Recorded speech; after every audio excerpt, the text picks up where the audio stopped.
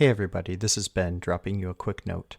Our editors have been working hard to get episodes finished to release on schedule with the reading of the week. Our hope is that listeners will have the chance to engage with the content and share meaningful ideas in their circles of family, friends, and church. In order to meet this goal, this episode has been released with minimal editing. We are looking for additional volunteers to join the team and help with editing, social media management, and content creation. If you are interested, please reach out to us on Facebook or email latterdaypeacestudies@gmail.com. You can also donate to the project, helping us cover the costs of things like website hosting and podcast platform fees. Donations can be made through PayPal by going to our website, latterdaypeacestudies.org, clicking Get Involved, and scrolling down to the donate box. Thanks so much to all who have helped out and donated over the years. We are sincerely grateful. Latter-day Peace Studies is produced by peace-loving members of the Church of Jesus Christ of Latter-day Saints. Any views expressed herein are not to be taken as official positions of the Church or its authorities. Latter-day Peace Studies presents Come Follow Me. I'm Christopher Hurtado. And I'm Ben Peterson. Thank you for joining us as we discuss this week's reading of Come Follow Me as outlined by the Church of Jesus Christ of Latter-day Saints. Our hope is that as we discuss the Scriptures, we will come to a more perfect understanding through experiencing the atonement of Jesus Christ and find greater peace in our lives. Welcome back to Latter-day Peace Studies. I'm Ben Peterson. And I'm Christopher Hurtado. Today, Christopher, we are covering John chapters 14 through 17. Now, last time in the reading, we covered John chapter 13, and it really fits better with this week. And I would say that I wish they had included 13 with this week and taken Luke 22 and put it with last week. But, my wishes for how this curriculum is organized are not going to be, nobody's going to listen to them. So Yeah, I agree. Yeah, and that chapter you mentioned from Luke is going to be in next week's reading, right? It does make some of the narrative that we're trying to follow here and develop a little bit disjointed and difficult, because one of the things that we talked about in our intro to the New Testament was the different timings of these Gospels, right? When they were written, the communities they were written for, the particular aims and goals and theology that goes into them. And John is a very different thing in many ways than the other Gospels. And that's acknowledged in general, but sticking these chapters with the other chapters sometimes makes it difficult to not just follow the narrative, but really get at what the different authors are going after sometimes. And so again, it makes our job a little more difficult, the way that we're approaching it. But for other people that might be approaching it in a different way, I can see how it might make sense, but I can't. I really can't. I struggle to see how it makes sense.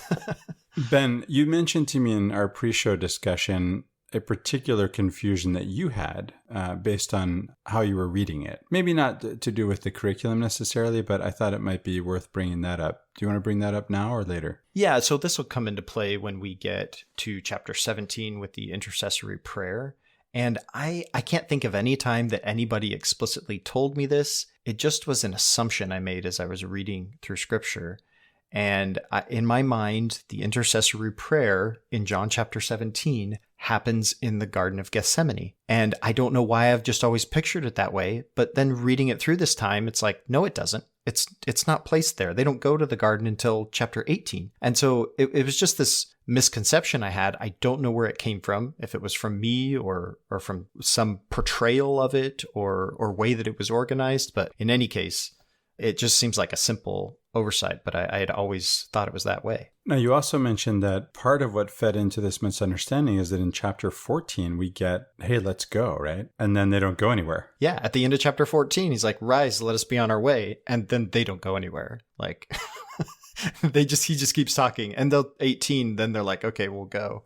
So it does make it seem, and there's some commentary on this, it does make it seem like chapters 15, 16 and 17 might have been either moved from another section or later additions to the gospel. And again, that's more than a little bit controversial, but there's not a lot of agreement on that. But it's a theory largely based, and there's other reasons, but largely based on that verse 31 in chapter 14, where in the narrative, Jesus is saying, okay, let's go. And then they don't go. He talks for 3 more chapters before they go.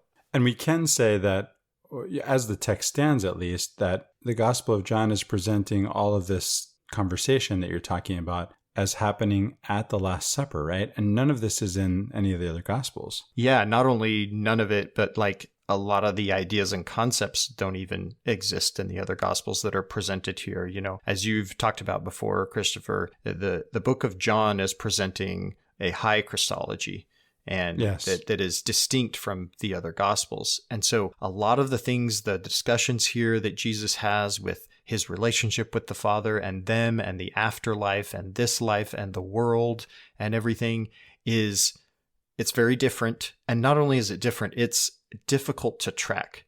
I know as we were talking pre-show, Christopher, you're like, some of these verses, some of these discussions that are had are very difficult to parse what is really going on with the argument or the discussion. What is the conclusion here? What's the point being made? It's difficult. Yeah, with that, it's hard to say whether this will be a really short episode or a really long one. You know, I was visiting friends in Utah last week and interviewing someone for Latter-day Contemplation, our sister podcast, and I met Paul Toscano, who's a Mormon theologian, and I think I've said something like this myself before, but I want to give him credit since it appeared in his book, Driving Jesus, which is a novel. It's a fun novel, Ben. It's a modern take on what it would be like to travel with Jesus. You know how his disciples are following around? Well, this is a car trip with Jesus. It's set in your current time. So in that book, Paul Toscano writes that the Synoptic Gospels tell us what happened, and John tells us what it means. I think that's an interesting point to make in light of what we were just saying, Christopher, because like it's really hard to understand what John means sometimes. Yes, that's true. I'll have to bring that up in my next conversation with Paul. So let's get into John chapter 14 here. When we start here with verse 1 and 2, we start talking about these. In the King James Version, he mentions mansions, or in the NRSV, dwelling places. I think that's how Rudin translates it as well. You know, I just have places to stay in Rudin. I went behind her translation and, you know, I already knew mansions from King James and I wanted to get a sense of what's going on. And I like dwelling. The reason I like dwelling is because it's not just a place, but it's an action. Mm-hmm. And so that's what the idea is, to dwell as a guest with God. Right. And I say as a guest, I think we can say as a guest. Later on, Jesus is in this chapter, right? Jesus is going to say that you can't get to the Father but through him, right? And so this makes more sense in a less sort of theological way in the time in which this is written, right? If you have a powerful Father, if you're the son of a powerful Father and your friends, which Jesus calls us his friends, want to have access to the Father, the powerful Father of our friend, we can't just go straight to the Father. We have to go through our friend. Yeah, it makes sense. Especially for guests. Yeah. Now, the thing that was curious to me in these verses was this phrase that it says in NRSV. It says, believe in God, believe also in me. So the way this is translated, these sound imperative, right? These are commands. But when I look at King James Version, it says, you believe in God, which is an indicative. And then it says, believe also in me, which is an imperative. But when I looked at the Greek, they're both indicative. Neither one is imperative. In other words, it's saying, you believe in God, and you also believe in me. And by believe in, the word here is the pistis, right? It's trust. So you trust God, and you also trust me. So it's like these are assumptions or presumptions to then move into the next part, which is saying, this is what your trust is based on. Now I'm going to tell you, how this folds out. But it was just a different reading than I've had before, because again, these are not commandments he's making to them. He's not saying, believe in me. He's just stating it's a description of the fact.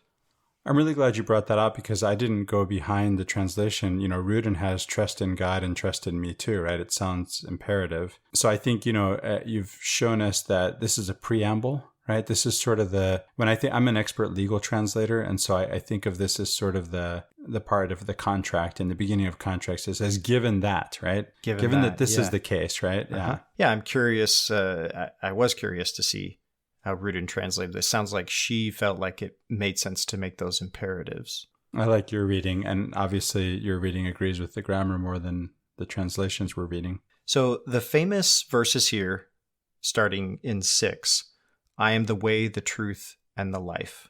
No one comes to the Father except through me. This seems to me to have been conventionally interpreted as talking about coming to the Father through our worship of the person named Jesus. But I think it's more than that. I think this is about coming to the Father conceptualized of as our ideal or true self through accepting our nature as Christ or as a Christ. So then I would say Christ and the Father, as he goes on to talk about, are one, or in other words, our ideal or true self is our nature as an emulator of the archetypal being of Christ. Not only that, but he gives us the new commandment to love as he does. And so again, Jesus for me shows up here as when he says, I am the way, the truth, and life, as a model. Yeah. And so that I'm agreeing with you in saying that, right? Right. And I've always thought of Jesus that way. Maybe I shouldn't say always.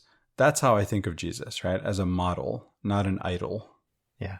I think that there's different levels you can go to at that. And one that has been particularly meaningful to me lately is to see it that way, as you're talking about, Christopher. Same here. Now, when it comes to worshiping, and now I don't want to say idol anymore, because if I am going to worship Christ, then I don't want to be in idolatry, right? I think what it really is I'm grateful for the model, right? And so I revere the model. Well, and you're seeking to learn more about it. You accept that you don't understand everything there is to understand about it, right? And so if you're trying to pattern your life after it, you are seeking always to understand it better. Exactly. That's part of what worship is to me. I agree. Then we come to, in verse 16, I'll ask the Father, and he will give you another advocate. So he says in verse 15, if you love me, you will guard and carry out my commandments. I'm reading from Ruden's translation. In verse 16, and I'll ask the Father, and he will give you another advocate so that he'll be with you for all time. This is the Paraclete, right? It's translated in the King James Version as the Comforter. That is a valid translation. What's another one, Ben? Advocate or helper is one of the ways. I thought when I was reading all the different words, I thought, oh, how come the word aid isn't in here? Like an aid. Yeah. So for me, I think advocate is the best translation. And I say that because... Given the context, yeah. Yeah, given the context, especially later on in this chapter, we're going to get more legalistic language, right? And so I think of an advocate in that legalistic context. And interestingly, if we think of the Satan, right, the Satan as the accuser, well, then we would need an advocate. I want to jump ahead to chapter 16, verses 7 and 8, because there the disciples are asking Jesus not to leave them. And he says, but if I don't leave you, then you can't have the advocate. And I thought, well, isn't Jesus our advocate with the Father? And then also, if he didn't leave, then we wouldn't need a replacement. So it really doesn't make sense to me, This right? is one of those parts that's difficult to understand, really. It is. What is intended here? What's really going on? Yeah. It really is, yeah. So, but back to chapter 14, verses 16 through 17, we have, I'll ask the Father, and he'll give you another advocate so that he'll be with you for all time. Verse 17, as the life breath of truth, which the world isn't able to take in. Now, it's important that we carry the one on this life breath of truth, right? Because we want to understand what this, whatever we call it, the Greek is paracletes, right? Parakletos. So we want to know what is meant by this, not who cares what it's called, right? Whether it's an advocate or a comforter, what does it do? And so it looks like it's the spirit of truth, right? Mm-hmm. So let's remember that. And by the way, which the world, which again, that's cosmos, right? That's not the planet and I think we can think of it the way we talk about it in church, where the world is something other than the kingdom of God, right? And that's completely valid here. It's just remembering that the world that Jesus is in this context, right, that he's talking about is Rome, right? It's the Roman Empire. And so the more things change, the more they stay the same. I think the world today is a lot like the Roman Empire, but that's what we're dealing with here, right? We're dealing with the kingdom of God versus the empire of Rome. And to that point, Christopher, over in verse 27, when he says, peace I leave with you, not as the world giveth. Okay, so what peace is the world giving, right? This is the Pax Romana. Yeah, this is really important, Ben, because the project of Jesus is diametrically opposed to the project of Rome. Now, both seek peace, right? So it's not really the project. The project is the same, peace, right? But the means, right? The means to the end. Each wants peace, right? But the Roman means to the end of peace is we're going to conquer the whole world and we're going to subjugate the world. And once everyone is under our subjugation, right, under Roman law, then there will be peace. And that's sort of a tautology, right? Because there's no one else, right, outside no one else to fight, right? No one else to fight. Now, of course, it's funny because the known world, includes more than the Roman Empire at this time, and yet they think of it as the whole world. And, even later on, Marcus Aurelius is fighting, the barbarians, as they called them, people who aren't Romans. These are Germanic tribes, right, on the northern borders of the empire, which are demarcated by a river, right? And so there's always going to be another enemy. This strikes me in the same way as the scapegoat mechanism, as something that just isn't going to work because it's just not true, right? It's a lie. And so the project of Jesus is peace through justice, right? Social justice, as the prophets of the Old Testament were calling for. Or peace through mercy. Or peace through mercy, right? Christopher, you read verse 15. If you love me, you will keep my commandments. That's what NRSV says. In KJV, we read this as, if you love me, keep my commandments. It's an imperative.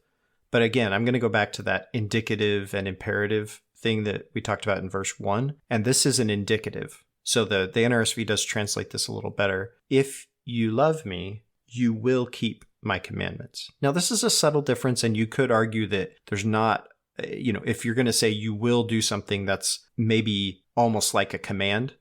But he's describing the relationship between these two things, between love and keeping these commandments. Or as, what does Rudin say? She says, guard, right? That's right. So picking back up, in verse 27, Ben, we have peace I leave to you. My peace I give to you, not as the world gives. So it's not the Pax Romana, it's the Pax Christi, right? Christ's peace. And then in verse 30, we get the ruler of the world, right? What does the King James have? Is it the prince of the world? Prince of this world, yeah. Prince of this world, right? So the world, again, this is the order, the cosmos, that is at present, in this context, right? Rome. And the ruler of that world then would be, well, either Tiberius or maybe by this time Domitian, right? And Domitian was a tyrant and he was assassinated. I think he only ruled 3 years. I know he was assassinated. And it is believed that he was anti-Christian. But so the ruler of this world is Caesar. So we have again here a choice between Caesar and Christ. And again, I still think that choice applies today. Even if we don't have someone we call Caesar, we still have this worldly order, and then we have the kingdom of God. So then we're to that verse 31 that we mentioned before, Christopher, where he says, rise, let us be on our way. But then they don't go anywhere.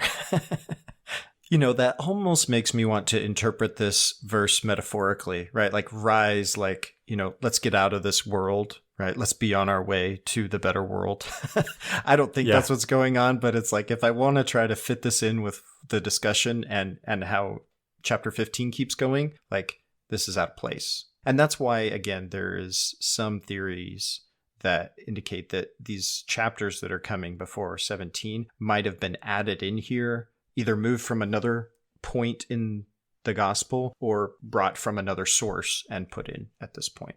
That brings us to chapter 15, Ben. And in chapter 15, in the first verse, in the first few verses, right, we get this image of the vineyard and the husbandmen. Mm-hmm. In her notes, Rudin points out that I don't know how she knows this. I don't know any vintners. I actually know, I went to grad school with a woman whose family has a vineyard. I hadn't thought to call her and ask her, but Rudin's saying this is not really how this works. So either whoever wrote this didn't know how it works, or Jesus didn't know how. I guess we would say Jesus knows how everything works, right? But whoever wrote this doesn't seem to know how this works. If I'm wrong, you can let me know, right? If somebody knows how this works. But there is some, in the Greek at least, there's some good alliteration going on, right? So you can see the rhetorical flourishes in this. The only other thing I was going to point out is that the husbandman is just a georgos, and this is a farmer, right? It's just someone who works the earth. Ge, earth, orgos, work, right? So someone who works the earth. I think it might be worth mentioning also that Jesus's disciples probably aren't vintners either. And so they don't know how it works. And so it's okay that he explains it to them in an incorrect way, because all that matters is that they understand the idea, right? Which is his idea, right? So which also relates, as Rudin points out, to this idea of cutting people down to size, right? We're talking about plants, but it's really about people. It relates to the classical idea of hubris, right, that we see in Greek tragedy. And so this is, it turns out, I didn't realize this, hubris, the original meaning of hubris, it's a technical term that comes from the excess of leafy growth that saps a fruit-bearing plant's productivity, as Rudin has it, right? So it makes sense, right? And so what happens in a tragedy, for example, is the tragic hero, the protagonist, right, is going to have too much power. That's too many leaves, right? And has to be cut down to size for things to be okay, right? For things to return to normal. So he's going to deal with, he's going to have some violence that acts upon him. And then that's going to restore the society by cutting him down to size. So I think that's kind of all included here in the context in which this is written. In verse 12, we have this commandment, this love one another as I have loved you. Now, this time you pointed out, Christopher, that he doesn't call it a new commandment, right? Because he introduced this just a couple chapters earlier as a new commandment. And one of the points we brought up last time was that the reason it seems like it might be a new commandment in light of the fact that we have the love God and love your neighbor as yourself is that the love isn't as yourself anymore. It's love one another as I have loved you, which is something different because Jesus loves them more or in a different way than they might love themselves.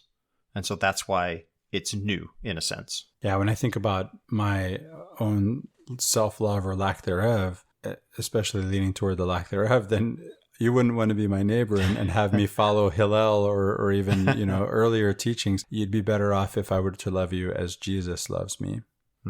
So then we get him calling us his friends, right? So we're his close friends. Again, this is in the context of the abodes or the dwellings where we can be guests of God and dwell with him, right? And so we're close friends. And so this is... listeners may be familiar with the different Greek words for love. They come into play here. And in fact, there really is a word play at some point coming up because here, close friends, these are the kind of people who have they are philoi, right? And so they share this love we call phileo, right? This philia, right?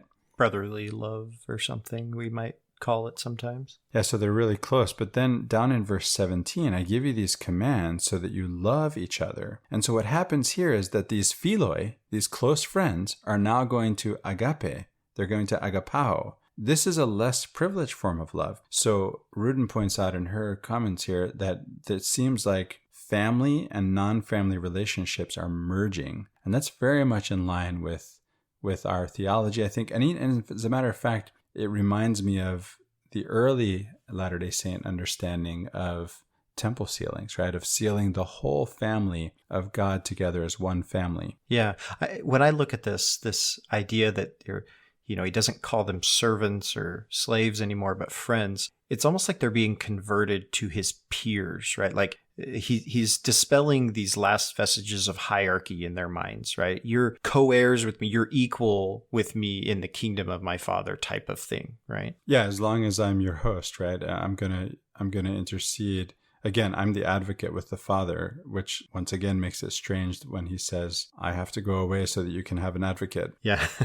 There's also this phrase at the end of verse 15. He says, I've made known to you everything that I have heard from my Father. Now, there's some verses later when we get into chapter 16 here in a bit that seem to indicate that he isn't making known unto them everything that he knows, right? He says there's more, but you can't bear it. So again, this is almost like hyperbolic unless it's referring to some secret teachings that the disciples received that aren't, recorded, which does happen in the Gospels, right? We get these things where it's talking about some secret teachings and maybe something's not recorded here. I think we often have a mistaken idea, though, that the apostles knew everything, right? Like I think their knowledge was more about experiencing the life and teachings of Jesus firsthand than it was some particular doctrinal or propositional truth that they were privy to. And yet we did cover last week, the Gospel of Judas, where Judas is the only one who receives secret teachings from Jesus, right? And a lot of the Gnostic Gospels are like that. And by the way, in that same episode, there were multiple times where we were told that things had to happen the way they happened so that scriptures could be fulfilled. And we don't know what those scriptures are. Yeah. They're not in the canon. Perhaps we could look to the Gnostic Gospels for answers. So again, here in verse 26, we get another reference to this advocate, which in King James Version is called the Comforter. But then within the context, we mentioned that it makes more sense to say advocate because we are talking about something legal here, especially we've talked about Satan being the accuser, right? These are courtroom type terms. And so while this could be translated comforter or helper in the context where it makes more sense to say it's advocate. And it's saying he's testifying on behalf of Jesus, which again, as you were saying, Christopher, it's just an odd way to present it. Rudin has it as testify about me. He will testify about me. But to your point, right, the advocate is testifying. Again, a courtroom term. Well, that brings us to chapter 16, Ben. I have something that I want to talk about here in verses 7 through 8. Yet I tell you the truth, in Rudin's translation, it's better for you that I go away. This is what I was talking about earlier, right? If I didn't go away, the advocate wouldn't come to you. Well, why would I need the advocate if you were still here?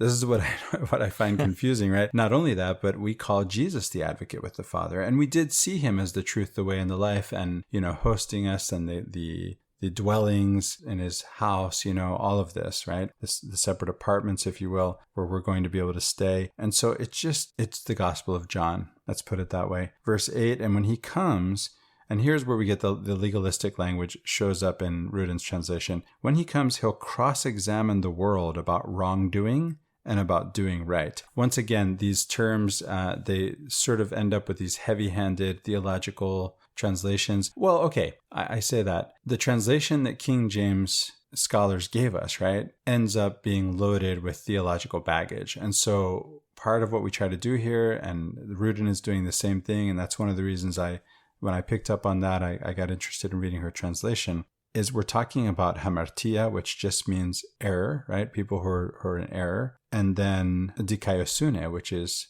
justice, right? So the people who are doing right and the people who are doing wrong. And so the paraclete or the comforter or the spirit of truth, it makes sense, right? To have a spirit of truth in this context will discern, right? Between what is right and what is wrong, and then give a verdict. And that actually shows up here in Rudin's translation. He'll cross-examine the world about wrongdoing and about doing right and about what the verdict must be. Here in verse 12, he starts off, I still have many things to say to you, but you cannot bear them now. There it is. When I read this, I actually was reminded that Joseph Smith said something very similar to his close associates shortly before he died, right? That there's all these things that he could have told them, but they weren't ready to hear them, right? That's right. And I'm reminded of what you said just a minute ago, right? That he told us in the last chapter, I've told you everything. And now it's, I have many more things to say to you, but you can't endure them just now. Exactly. So there is that. Yeah. Again, it's the Gospel of John. It's the Gospel of John. It can be enigmatic, seemingly contradictory at some points. So the next verse, verse 13, says, when the Spirit of truth comes, he will guide you into all the truth, for he will not speak on his own, but will speak whatever he hears, and he will declare to you the things that are to come. So I'm going to unpack this a little bit and try to provide some context for some of my thoughts here. This might be a commentary on the nature of this gospel, the Gospel of John, and the community that it comes from and the time period that it comes from. As we stated earlier, the Gospel of John is kind of a different animal, so to speak, from the other Gospels. Its theology, its Christology is different. We call it high Christology in the way that it is presenting Jesus, his relationship with the Father, his relationship with the world, and so forth. And this verse seems to be, again, a commentary on that fact. The fact that this gospel is very different in nature than the other gospels. And the idea is that this theology and this Christology developed over time to reach the point where it is now with the Gospel of John being the latest gospel that was written. The others were all written earlier. So this verse seems to be acknowledging that the ideas presented in this gospel are extra in a sense, right? Or more innovated, more evolved to what has come before it. But that they're just as true, if not more so, than the earlier ones because they came by the authority of the Spirit of truth. As mentioned here, Jesus says, I have all this more stuff to tell you, but you can't bear it. But the Spirit of truth is going to come and tell you. In other words, later, as you get further down in time, the Spirit of truth is going to make known unto you all of these things that you didn't know before. That to me feels like sort of the justification or reasoning given, maybe subtly, in this verse about the whole book of John. Hey, we acknowledge that this is different from the Gospels before, but it's true. This is the things that Jesus wanted us to understand, but we didn't get at the time. In fact, all over in the Gospel, it says, oh, the disciples didn't get it then, but later they remembered and understood, right? So this is something much later, and they're saying, because it's later, it's actually more true, because the Spirit, as Jesus just said, the Spirit is going to teach us these things as it comes later. And I did feel like this was very similar to the concept of what we call the ongoing restoration that the church operates under. Yeah, that makes sense, Ben. There's something else that Rudin brings out here in her translation, because I'll just read it. I'm going to go over these verses again. I'll pick up at 13. When he comes, that's the Paraclete, right? The Spirit of truth, the Comforter, the life breath of truth. There it is. When he comes, the life breath of truth, he'll lead you on the journey in all truth. He won't speak on his own behalf. Instead, he'll bring you a message about the things to come. He'll glorify me because he'll take a message from me and bring it to you. Everything the Father has is mine. For this reason, I've said he's going to take a message from me and bring it to you. Do you hear the message bringing over and over? 3 times, right? Well, the verb actually is related to the noun angelos, right? With the angel, which is a messenger. And so Rudin points out, she brings that out in her translation, it's as it is in the original, and points out that here the helper, it's funny, she actually calls him the helper in her comment, fills an explicitly forensic function. Again, very legal-like, right? But also acts as a messenger, which suggests that he's a kind of angel. I'm putting the question mark on that. She's saying, suggested he's a kind of angel, but I thought, what is this Paraclete, right? And by the way, the next comment I have here is about verse 17, where Jesus' own students, his disciples, right, say, what's this he's talking to us about? And then in 18, we don't understand what he's saying. And I thought, well, that makes 14 of us, right? 12 disciples plus you and me, Ben. Well, these verses here in this whole set are kind of odd, because they say, we don't get this, or Jesus says this thing, and then they say, we don't understand this thing, and they repeat the thing. And then Jesus says, you don't understand this thing that I said, and he repeats the thing. And so it's said 3 times in a row. And we read it, and you're right. Yeah, I still don't get it. It doesn't help. It doesn't help. It doesn't help. If the repetition was meant to help, it didn't work. So what is he saying? This is, again, it's high Christology. We can even say mystical. Yeah. I think that would be a good approach, actually, for a reader, right, to take, is to go into this and say, this is mystical. As a matter of fact, mystics have written about this gospel who are not even Christian, right? Yogananda, right? From a Hindu mystic perspective. Sufi commentary, right? There are all kinds of commentaries that you could look at. And we're not bringing that in this episode, right? That's not what we're doing. But you could go and look for that, and it's out there, and you'll find it. Well, I think the point you're making is valid here, that this is maybe meant to be mysterious, right? Like the way that it's structured here is meant to evoke a sense of mystery. There's something really deep going on here. And if I just studied it more and more and more, maybe I would understand it. That start getting a little more Gnostic there as well, possibly. So, and it's interesting because we are taught, we do believe, right? And we're here talking about the Spirit of truth, right? That if we would study it, as you've suggested, Ben, then that Spirit of truth could speak to us. It could bring us these very messages that I'm pointing out that it's its job to bring us, right? So that's a really good tip. That's a really good suggestion. Sure. In verse 21, we have a woman in labor. She has pain. What a surprise. Woman in labor has pain. But the thing is, it's interesting because this word, it comes from the Greek pain, right? It comes from the Greek lupe, right? And this word means both physical and mental pain. So it's emotional and physical. It's both. I think we might use the word anguish in English. That could be either one of those or even both. That's what I was thinking too. Yeah. Mental anguish, physical pain. I don't know if you can say physical anguish, but yeah, I'm with you. Agonizing, we say is the term there. Now, you brought up a question in pre-show discussion. Our listeners by now must know that we are both amateur linguists, right?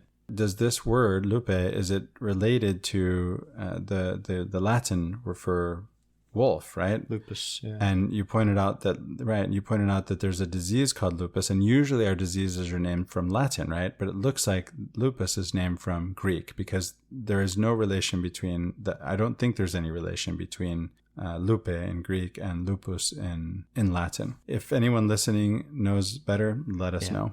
These verses about the pain of birth and then delivering are very interesting. One, you've got a man speaking to men about labor of a woman, an experience that, they don't have firsthand, right? And the man doesn't have firsthand necessarily either, but that they all kind of get what's going on here, at least secondhand observational, they can see. And one of the points that could be made here is that there's no ascension without the descension, or there's no anabasis without the catabasis, right? So the joy of the realization of the resurrection that's to come, I think that's kind of what's being pointed at here in this discussion, is that joy will cause you to forget all the pain of mortality. Or in other words, I'm going to go away for a bit, I'm going to die, and you'll feel all this pain at my loss, but then, I'll be back, and the joy at my return will be so great that you'll forget all of the pain that you had before. And then it may be translated to us, again, the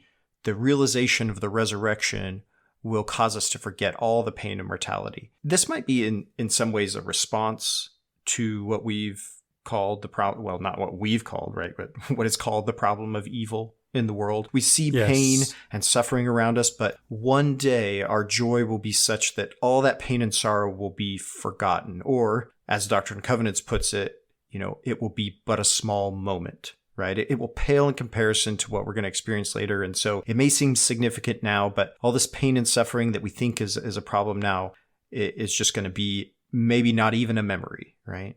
Yeah, that would make this a theodicy then, which is the technical term for an answer to what we call the problem of evil. And that problem of evil is simply, if God is good and he made the world, then why is there evil in the world? And so this is an answer, a theodicy to that question. Yeah, and the answer is, simply put, well, he's going to make that all go away, and it'll be like it never happened, or, it won't matter anymore. Something else about this pain, as we continue reading Rudin in her translation, when a woman is in labor, she has pain because her time has come. But when she gives birth to the child, she no longer remembers her grinding suffering. I thought, really, grinding suffering? And I looked behind the translation into the Greek and I thought, you know what? This is a really good translation. Grinding suffering. Because of her joy that a human being has been born into the world. And I was reminded as I was listening to you, not while I was reading, but listening to you, Ben, an introduction to joy, Rob Bell. Right? We've talked about this. Haven't we talked about an introduction to joy? Oh, yeah. Yes, in Ecclesiastes, right? Yeah, we've mentioned because it's a sermon too. Yeah. Yeah, it's a sermon on Ecclesiastes. Now, when we say sermon, this is on YouTube. You can find it on YouTube. Don't hear sermon when we say sermon. Here, Rob Bell is a guy who thought that the sermon was a lost art that needed to be resurrected, and he hit a home run. He's an entertainer. Yeah. Yeah, it starts off, a good half of it is like stand-up comedy, and then it suddenly shifts into a sermon on Ecclesiastes, and it's beautiful. And the conclusion of it, I think the point of it is that joy isn't this binary thing like happy, sad. Joy is something that includes all of the grinding suffering. So back to the special relationship, Ben, that Jesus' disciples have with him, right? Again, this philia that they share. In verse 27, we have the Father himself, you see, is your loving friend, because you've been my loving friends. So because you have a special relationship with me, you also have the same special relationship with the Father. Why? Because as we get in the Gospel of John, the Father and I are one, right? And that was easy, right? To say the Father and I are one. If you keep going reading the Gospel of John, it's mysterious, isn't it? It is. So this last verse of chapter 16, verse 33, I have said this to you, so that in me you may have peace. In the world you face persecution, but take courage. I have conquered the world. Here, again, we've talked about this conquering, which in the context here of Rome conquering, this is Pax Romana, right? How Rome does it with military conquest. Jesus here is saying, I've conquered the world in a different way. This is a different kind of conquering. Yeah, Ben, another translation could be overcome, right? That's the way that King James has it, yeah. Yeah, so I conquer, am victorious, overcome, prevail, subdue.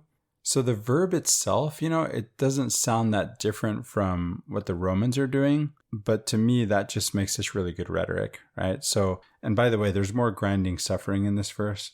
Rudin translates, I've said these things to you so that you can have peace in me. This is Pax Christi, peace in Christ. In the world, meaning in Rome, in that order, not in the kingdom of God, but in the world, you have grinding suffering, but be brave. I've conquered the world. So yeah, there it is. The same image of conquering, but given the context, a whole different ballgame. So here we come to John chapter 17, which is known as, I believe, the intercessory prayer. I mentioned at the beginning of the episode here, Christopher, that I always envisioned this happening in the Garden of Gethsemane, and maybe that's because it was portrayed this way to me at some point, or maybe I just came up with it on my own. Nobody told me that. But we did get, again, back in chapter 14, verse 31, rise, let us be on our way. And so, there is the idea here that they would be going somewhere, but they don't go anywhere. That doesn't happen till the next chapter, which we won't be covering this time. But at the beginning of chapter 18 is when they actually go to the garden. And so this is happening before the Garden of Gethsemane. This intercessory prayer is happening ostensibly within the room where they're having the Last Supper. And that's a beautiful thing, Ben, because that means this prayer is being spoken. It's a prayer for Jesus's followers that he's speaking before his followers. Yeah, right there in their presence. His closest companions, in their presence. So the central point here in the prayer is this idea of being one or unity. So he says that they may be one as we are one. So I think this could be seen in at least two different ways. And, with John, you could probably see it in 1,000 ways. That's the mysteriousness of the way these things are put. But one is that they could be referring to the group as a whole becoming united, or this could be referring to individuals becoming fully integrated. So just as Jesus is, and just as the Father is. So we go back to Matthew, where he says, be therefore perfect, or like complete, whole, integrated. This is the idea here that could be going on, that it's not just, obviously it could be both, right? But it's not just talking about the group as a whole becoming united, but the individuals, the people themselves becoming fully integrated and whole and complete as Jesus is and as the Father is. Yeah, I want to talk about something else here too, Ben, because in verse 11 we get, but I'm no longer in the world, whereas they are in the world. And now I'm going to jump to verse 16. They're not part of the world, as I'm not part of the world. Again, there's a mystery here. Something happens between verse 11 and verse 16 that the people who were in the world aren't in the world anymore. And by the way, you can't read the verses in between and see it happening. It's just, if you read closely, you'll notice these seeming contradictions. Alchemical, Christopher. It's alchemical prayer. It's alchemical, yeah. And in fact, we'll have to come back, right? But here in 15, it says, I don't ask for you to take them out of the world. Really? I thought we didn't want to be in the world. This is Jesus praying to the Father. But that you keep them safe from the malicious one. Now, it's interesting because the King James Version says, from the evil. And the evil doesn't really make sense in English. We would just say evil, right? The Greek says the evil, but in saying that's meaning those are the two words, the evil. But when you translate Greek and you read the evil, it translates the evil one, the evil person, right? So the evil one. And so that's as Rudin has it. They're not part of the world as I'm not part of the world. Again, seemingly contradictory with verse 11. I'm no longer in the world, whereas they are in the world. I've seen this interpreted multiple ways, right? Like they're in the world, but not part of the world, right? Just right. Like Jesus is at some point was in the world, but he's starting his journey back to the Father now here in the narrative of John. And so he's in this prayer is the point where he is starting to ascend in a certain sense, right? Yeah, I think that explanation works better when the world is a place. Mm-hmm. But we're talking about cosmos here, which is an order of things. And so that I don't know that it really works in that way. Yeah. But, then after verse 11, in verse 12, we get, when I was with them, I kept watch over them in your name, which you gave me, and I kept on guard, and not one of them was destroyed except for the son of destruction. so that what was written could be fulfilled. Now, I don't know what was written. It's not really clear here. I don't see any commentary that tells me. I don't know if you did, Ben. And I don't know who the son of destruction is. I think, I read it as, Satan, capital S, right? You didn't read it that way. And I don't think either one of us can back up our answer.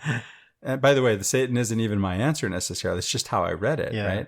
And that's because it doesn't say. But what was your reading, Ben? Well, so in King James Version, this is the son of perdition. It's read here, perdition meaning something lost. And it does say to fulfill that which was written, right? And so to me, the allusion here is back to Judas Iscariot. This is actually the conventional interpretation, I believe, of this verse, is that this is referring to Judas Iscariot. And I think that the main evidence we see of that is that part where it says to fulfill that which was written, because we get previous in the book of John that that's why Judas did what he did. Jesus says, you go and do this, and it needs to be done so that it will be a fulfillment of what is written, right? And so that's kind of the evidence that I find there, and why I think the conventional interpretation is the way it is. I don't think that it has to be interpreted that way. I don't think that it's 100% clear that that's the case.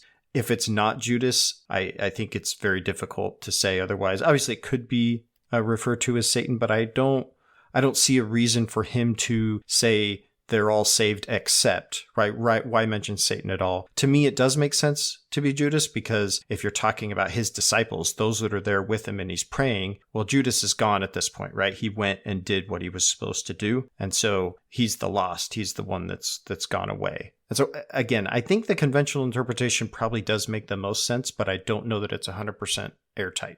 Yeah, I'm not sure. I'll tell you how Satan made sense to me, right? And that is because when I read, and not one of them was destroyed except for the son of destruction.